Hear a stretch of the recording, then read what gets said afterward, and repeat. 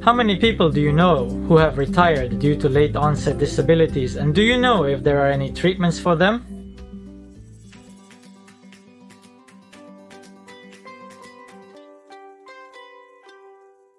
Hello, I'm Mandabayashi Ishino from the Medical University. This video aims to help those who may be experiencing late-onset disabilities or their loved ones to better understand the condition. We'll provide a brief explanation to support those who are struggling and seeking answers. For medical professionals, it's important to recognize symptoms of late-onset disabilities to identify if someone may be experiencing them. I've put together a simple summary so that you can talk with people who are wondering if they might have late-onset disabilities or with those around them and offer support. Please try to understand Hikono's late-onset disabilities and use this channel in that way. I've explained the illness in a simple way so that ordinary people, medical professionals, and students can easily understand it. So please subscribe to the channel and hit the like button. Now let's get started. First, this. This is just a preface. Well, I really like giving a preface, but I'll also talk about why I decided to make this video. Everyone, are you aware of the number of women who have to leave their jobs because the symptoms of menopause are so severe? It's actually quite surprising. Yes, I think this is a shocking number. 30% of women are considering leaving their jobs due to menopause-related issues, and 8% of women have actually quit their jobs because of it. That's how many people are affected. This means that more than 1 in 3 women are suffering from these symptoms, and if we look at the whole of Japan, the fact that 8% of women have quit their jobs shows just how much of a loss menopause-related issues are causing for Japan. And here, you can see the rate of medication use and hormone therapy for menopause. In Japan, the rate is about 2%, while in Europe and the United States it's around 10%. This is also quite significant. The difference is more than 5-fold. While medication alone isn't the answer, it's still noteworthy.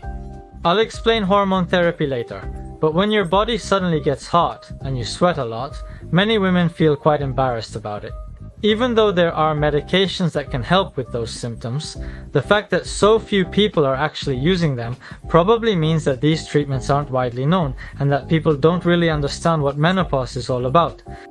So what exactly causes menopause symptoms and what are they like? Is it necessary to distinguish menopause symptoms from illnesses? I'll explain that now. Before talking about what menopause symptoms are, I'll introduce some illnesses that should be differentiated from menopause symptoms. First, there's a condition that should be distinguished from menopause symptoms. To give you a preview, menopause symptoms can be divided into 3 types, including depression. Menopause symptoms typically occur within about 5 years before and after the age of 50, so over a span of about 10 years. For example, if someone has depressive symptoms starting in their 30s, the likelihood that it's menopause related is quite low, and it's more likely to be an illness. So it's important to distinguish between those. So it becomes necessary to make that distinction. Next, I wrote thyroid gland here, but there are conditions like thyroid dysfunction, such as Bastow's disease, or hypothyroidism, like Hashimoto's disease, which are representative examples. The symptoms of these conditions can be very similar to those of menopause symptoms. Hyperthyroidism, like Bastow's disease, can cause symptoms such as fatigue or restlessness, which are similar to menopause symptoms. Hypothyroidism, like Hashimoto's disease, can also cause fatigue. It's important to distinguish between these conditions. And also you might feel depressed or down, things like that. Since these symptoms can appear if you think you might have menopause, I believe it's important to get a proper checkup at the hospital to see if there are any thyroid problems. Next is malignant tumors, which are quite serious. It's important, and there are 2 main malignant tumors that we screen for. One reason is that during the 5 years before and after turning 50, as age increases, the risk of malignant tumors also rises. So if you start experiencing these kinds of symptoms, I think it's important to check in a timely manner whether you might have cancer.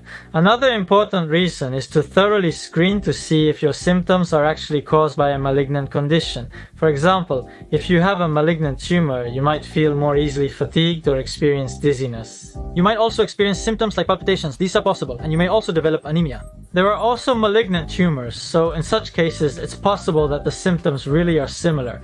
That's why it's important to screen to see if the symptoms might be caused by a malignant tumor. There's another important point. This hormone therapy can increase the risk of cancers like uterine or breast cancer, so for people who already have those types of cancer, this treatment should not be used. Even if you are diagnosed with menopausal disorder, it's very important to thoroughly rule out malignant tumors. Now let me briefly talk about hormones. Why does menopausal disorder occur? First, as a basic premise, the number of eggs a woman has is limited from birth. Every month, as menstruation occurs and repeats, the number of eggs gradually decreases and eventually menopause arrives. Basically, the menstrual cycle, which used to occur once a month around the age of 45, starts to become irregular, sometimes happening once every 2 months, or with 2 months in between. As menopause approaches, the menstrual cycle becomes increasingly irregular. Periods still occur for some time during this transition. In women, the hormone called estrogen is produced from the ovaries. As menopause approaches, the level of this female hormone gradually decreases.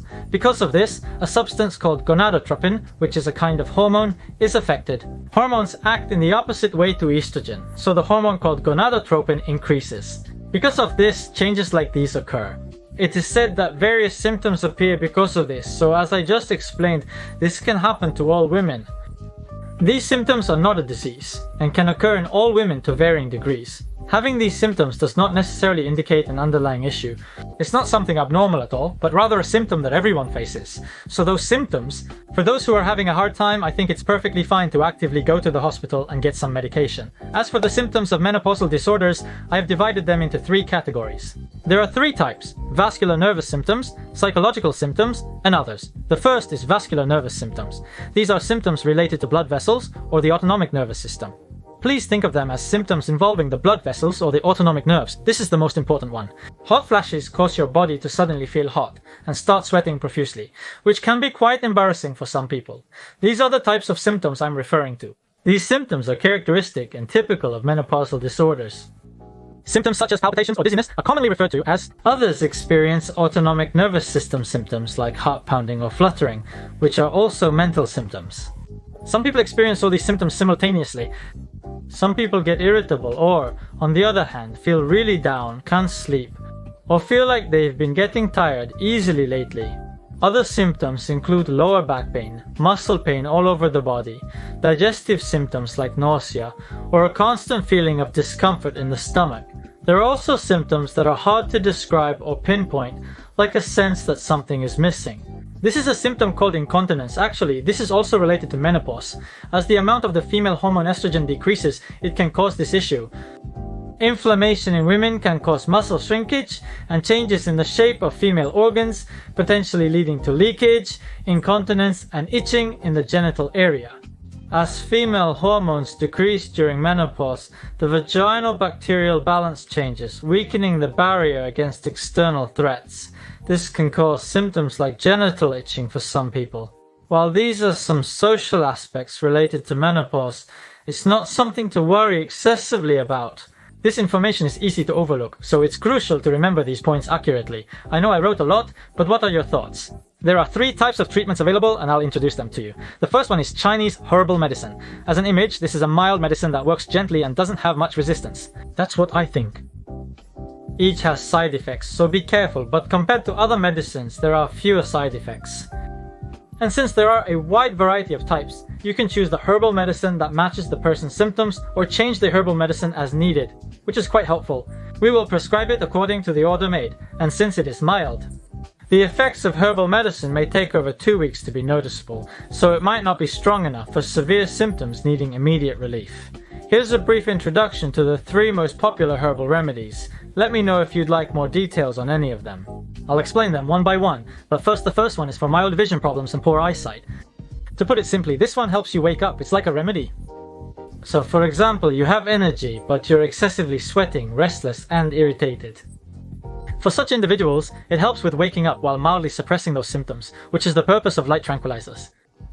And as for this Tuki medicine, to put it simply, it's a remedy that warms you up. For example, if you tend to get cold easily, feel a bit tired, or have recently been having trouble sleeping, it's for those kinds of symptoms. It's effective for people who are feeling a bit weak or have lost their energy. There are situations like that. This third medicine is called Kami Shoyo-san, which is commonly known as... It's said to be effective for mental symptoms like irritability or feeling down. For people who start having more of those complaints or develop such symptoms, there are cases where it works for Mr. Umatsuyo. The second one is hormone therapy. Some people are quite resistant to this as well, but it can be very effective, so I think it's important to understand it properly. If you want a detailed explanation, it would take about 10 minutes, so if you have any requests, I'll explain it.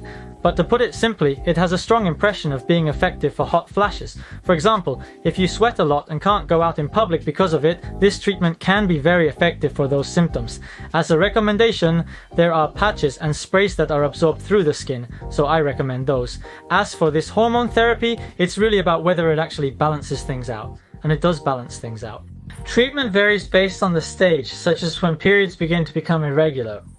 Also, the type of treatment will change depending on whether you've had surgery to remove your uterus or not, so please make sure to consult your doctor about this. As a recommendation, there are patches and sprays that are absorbed through the skin. In other words, this is a treatment where the hormone is absorbed through the skin. The reason I recommend this is because if you take it orally, it passes through the liver and is absorbed throughout the body. When the hormone passes through the liver, it can cause a lot of side effects, so by absorbing it through the skin, it doesn't go through the liver and is absorbed directly into the body, which is said to reduce many side effects. What I recommend is to start this treatment early and continue it for a long period of time. The reason is that hormone therapy is said to increase the risk of breast cancer and cardiovascular disease. There are studies that show the risk of breast cancer may increase, and as for the cardiovascular risk, starting hormone therapy early, the risk increases in the early stages, such as blood vessels in the heart becoming clogged. It's said that the risk can increase, but if you continue taking it orally for a long time, the risk can actually go up as well. It's said that the risk to those blood vessels decreases, so it's important to start early and continue for a long period of time. Because of this, you can also gain the benefit of reduced blood vessel risk from this hormone therapy. For example, it's not recommended to start this medication in the latter half of your 50s. Starting this medication in your late 40s or around 50 could be effective. This is my final point. It's quite fascinating, isn't it? It's an injectable medication, right? It's a treatment where amino acids extracted from the human placenta are injected under the skin. In the beauty industry, injections are sometimes used to boost energy, which people refer to as energy-boosting injections. It's said to work well for mental symptoms, and for those who often feel down or have similar symptoms, it can be quite effective. Also, it costs about 500 yen per injection, so it's relatively affordable. Since it's an injection, for example, it's typically used once a week, but that means you have to go to the hospital once a week, which can be a bit of a hassle. However, there are people for whom this works well, so I think it's definitely worth considering. This uses the human-derived formulation, so using it may prevent you from donating blood. Human-derived products have drawbacks, but that's the reality. Just because it's a judgment call doesn't mean the risk of infection increases or anything like that. There haven't been any such reports, so I think you can use it with peace of mind. Well, this time I gave a rough explanation of age-related disorders, so that's about it. There are social backgrounds and such factors. Based on those standards, age-related disorders can occur, so let's make sure to properly address and eliminate these conditions. That's the situation, and also like this. There are 3 symptoms, and there are also 3 types of medication. I explained these things simply. If you have any questions, please feel free to leave a comment. If you found this video helpful, please give it a like and subscribe to the channel. See you next time.